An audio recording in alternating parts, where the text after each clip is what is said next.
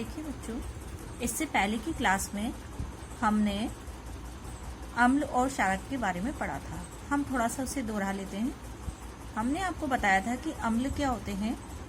अम्ल जो जलीय विलयन में H+ आयन देते हैं अम्ल कहलाते हैं। ऐसे यौगिक जो जलीय विलयन में H+ आयन देते हैं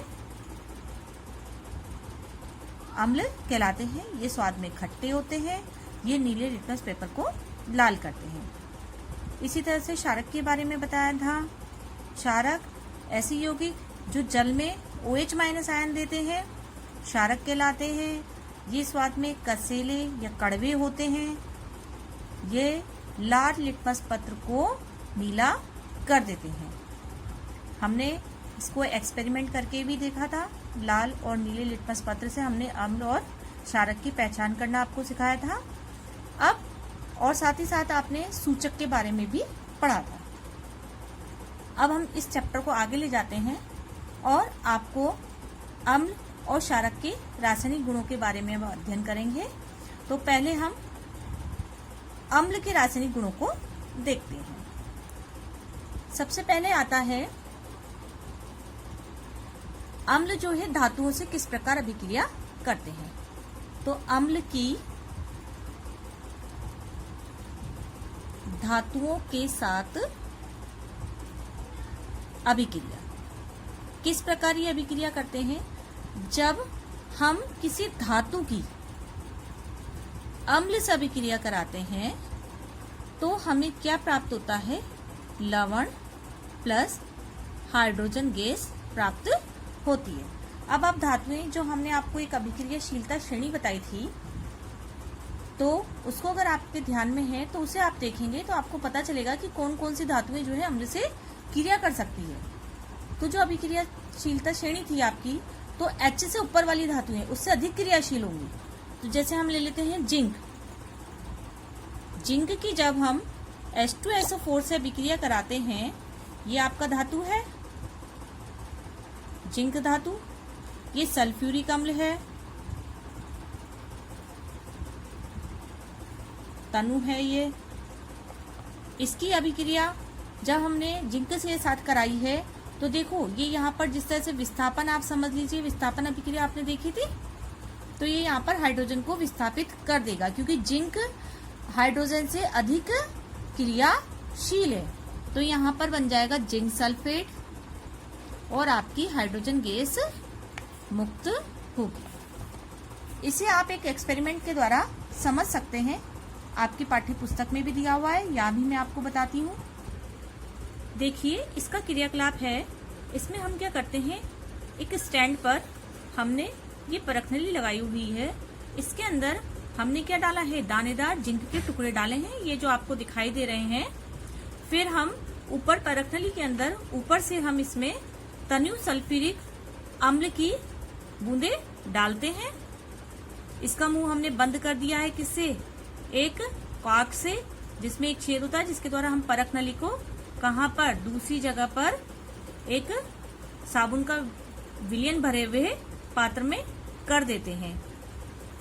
तो जब हम दानेदार जिंक पर HCl तनु सल्फ्यूरिक अम्ल डालते हैं तो इसमें से गैस निकलने लगती है। उस गैस को देखिए, ये निकास नली है, इसके द्वारा गैस कहाँ जा रही है, यहाँ जा रही है।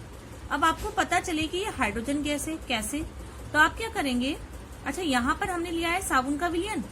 तो साबुन का विलयन पता है हमेशा बुलबुले देता है। जैसे कि आपको एक आता है बाजार में बच्चों का, जिसमें फूंक मारते हैं साबुन के घोल में उसको डालकर, तो बहुत सारे बुलबुले निकलते हैं। इसी तरह से इस गैस के भी क्या, तो हम भी तो हमारी तरफ से क्या करते हैं, फूंक मारना मतलब हम गैस डालते हैं, उसके अंदर गैस छोड़ते हैं। तो इसी तरह से यहाँ पर जब गैस निकल रही है तो ये बुलबुलों के रूप में हमें पता चल रही है। जब ये ऊपर आ रही है तो हम इस पे अगर एक जलती हुई मोमबत्ती लेके जाएंगे तो ये किस तरह की आवाज करेगी, फट फट की आवाज कर कर जलती है। तो इससे हमें पता चलता है कि निकलने वाली गैस कैसी है, हाइड्रोजन गैस है। तो इस आपको इस तरीके से जो हमने पहली अभिक्रिया बताई है अम्ल की धातु के साथ अभिक्रिया, इससे क्या पता चलता है कि यानी कि धातु जो है अम्ल के साथ अभिक्रिया कर कर जिंक सल्फेट और हाइड्रोजन मतलब लवण, ये आपका क्या है लवण है और हाइड्रोजन गैस निकालता है। अब हम दूसरी अभिक्रिया आते हैं। अम्लों की अभिक्रिया कराते हैं हम धातु कार्बोनेट और बाइकार्बोनेट।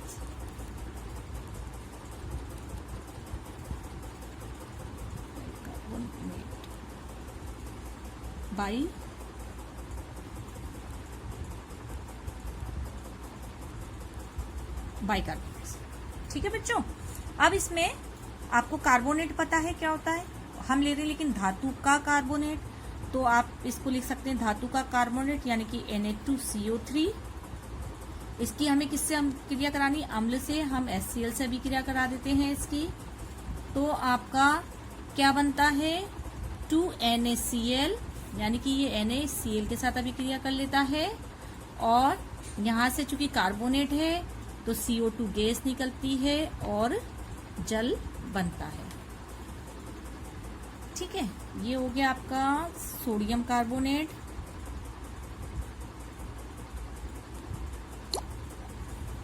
ये आपका हो गया अम्ल, हाइड्रोक्लोरिक लिख लीजिए चाहे से, हाइड्रोक्लोरिक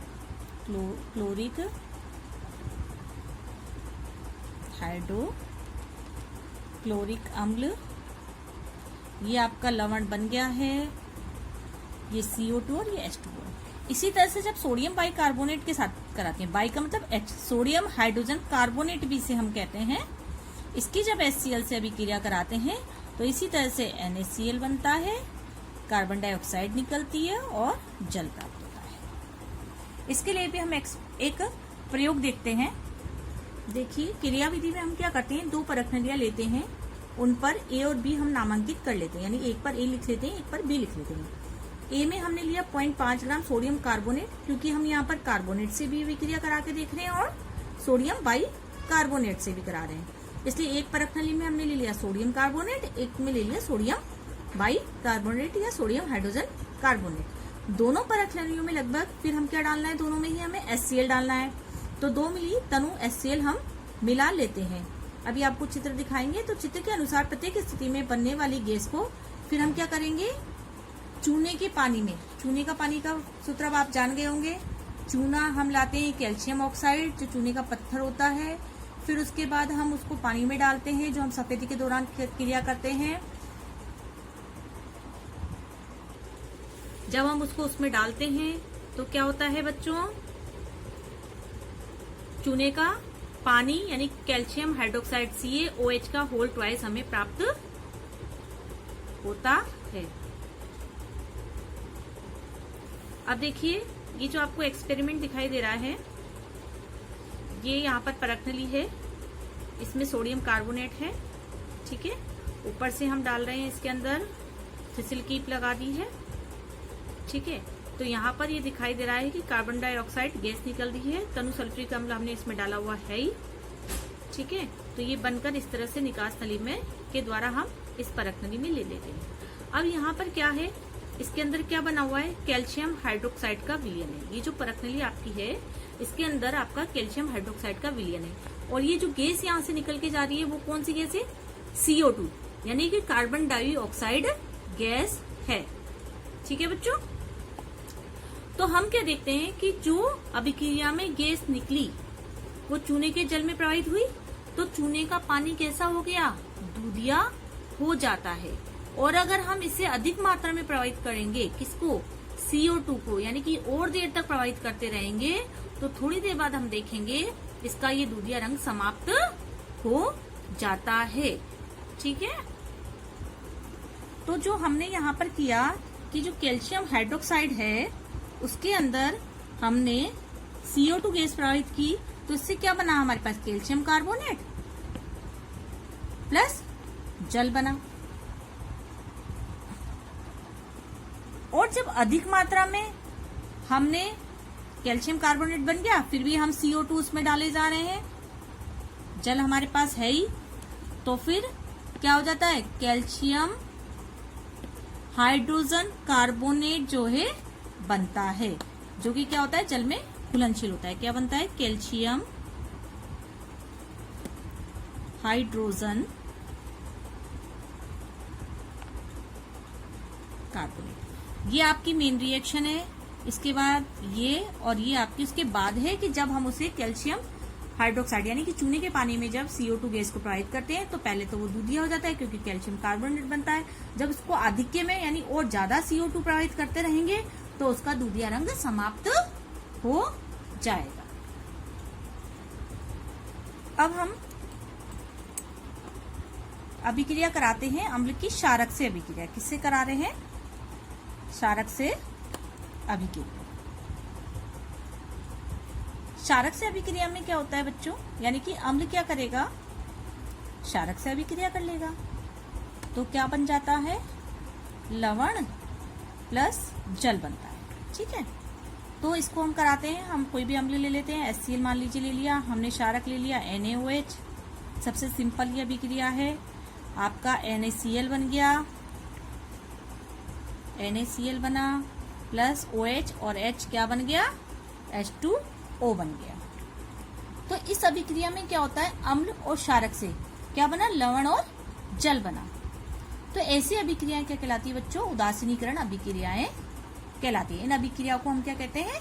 उदासीनीकरण अभिक्रिया भी कहते हैं। किस तरह से अम्ल पर क्षारक का प्रभाव पड़ने पर वह उदासीन हो जाता है, इसको अभी इसी चैप्टर में हम आगे आपको विस्तृत रूप में बताएंगे, जो हमारी दैनिक आवश्यकता और दैनिक मतलब शरीर के उससे संबंधित है।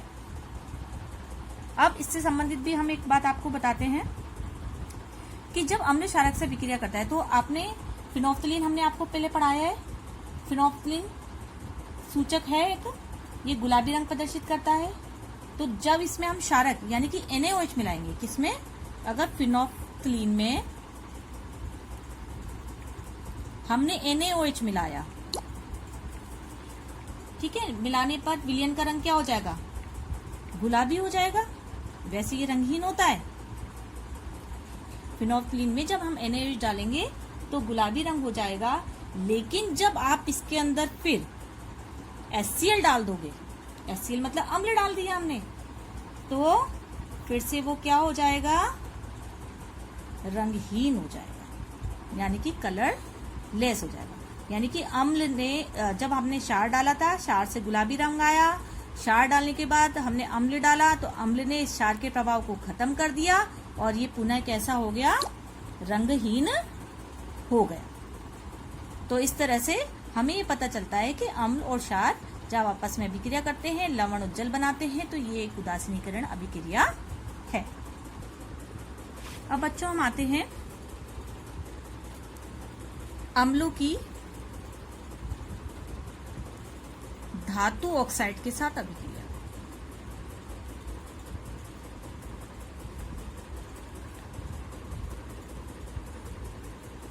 के साथ अभिक्रिया, ठीक है। किस तरह से धातु ऑक्साइड के साथ अभिक्रिया करते हैं ये?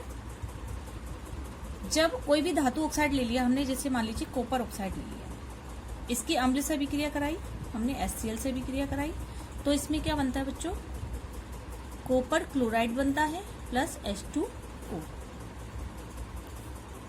तो ये जो कॉपर आपका, पहले ये कॉपर ऑक्साइड देखिए, कॉपर ऑक्साइड जो है, कॉपर ऑक्साइड जो है काले रंग का होता है, ठीक है बच्चों। फिर हमने जब इसकी HCl से अभिक्रिया कराई, यानी इसमें जब HCl डाला तो हमें मिला कॉपर सेकंड क्लोराइड। इसका रंग होता है नीला हरा। कैसा रंग हो गया? नीला हरा रंग हो गया, ठीक है। और जल मिला, तो एक तरह से ये जो कॉपर ऑक्साइड है आपका, ये किसकी भांति काम करता है? क्षारक की भांति काम करता है। क्यों? क्योंकि इस क्षारक में जब हमने अम्ल एक तरह से मिलाया तो हमें लवण प्राप्त हुआ। तो इस तरह से ये भी क्या हुई एक बच्चों? उदासीनीकरण अभिक्रिया हुई। अब बच्चों हमारी लास्ट आती है अम्लों की धातुओं के सल्फाइड के साथ अभिक्रिया, ठीक है बच्चों। FeS हमने धातु ले ली, फेरस सल्फाइड हो गया S, इसके H2SO4 से जब हमने अभिक्रिया कराई तो फेरस सल्फेट प्लस H2S हमें प्राप्त हुआ। अब आपने यहाँ देखा कि अम्लों की हमने 5 तरह से अभिक्रियाएं कराई है। ठीक है बच्चों, अब इनको याद करना आपको थोड़ा सा मुश्किल लग रहा होगा, लेकिन मैंने एक छोटा सा जो है आपके लिए इजी तरीका आपको पसंद आए तो निकाला है, जिसके द्वारा आप याद रख सकते हैं कि किससे किसकी अभिक्रिया कराते हैं तो क्या बनता है, थोड़ी सी इनमें आपस में क्या समानताएं हैं।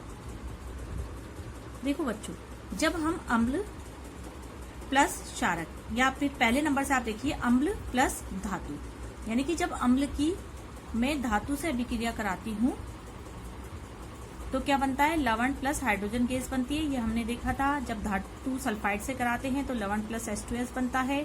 धातु कार्बोनेट और बाइकार्बोनेट से कराते हैं तो लवण प्लस जल प्लस CO2 बनता है। धातु ऑक्साइड से कराते हैं तो लवण प्लस जल बनता है, और क्षारक से कराते हैं तो लवण प्लस जल बनता है। अब आप इसको इस तरह से देखिए, अम्ल प्लस क्षारक, यानी कि जब मैं अम्ल की क्षारक से कराऊंगी, सबसे पहले आप ऐसे याद रखेंगे, जो कि उदासीनीकरण अभिक्रिया है हमारी, उसी से अम्ल की जब मैं क्षारक से अभिक्रिया कराऊंगी तो मुझे लवण और जल मिलेगा। ठीक है बच्चों, अम्ल की जब मैं धातु ऑक्साइड, जो मैंने कॉपर ऑक्साइड से अभिक्रिया कराई थी HCl की, तो फिर हमें CuCl2 प्लस जल मिला था। तो यानी कि जब हम अम्ल की क्षार से कराएंगे तब भी लवण जल मिलेगा। अम्ल की जब हम धातु ऑक्साइड और धातु ऑक्साइड से कराएंगे तब भी हमें लवण और जल ही प्राप्त होगा।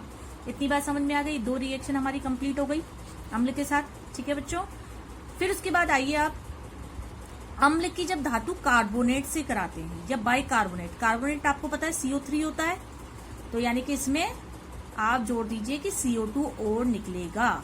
लवण प्लस जल आपका चलता आ रहा था जब आपने क्षारक से कराई, जब आपने धातु ऑक्साइड से कराई। अब आप इसमें इन्हीं चीजों में आप CO2 और जोड़ दीजिए, तो लवण हो गया प्लस जल हो गया प्लस CO2 हो गया।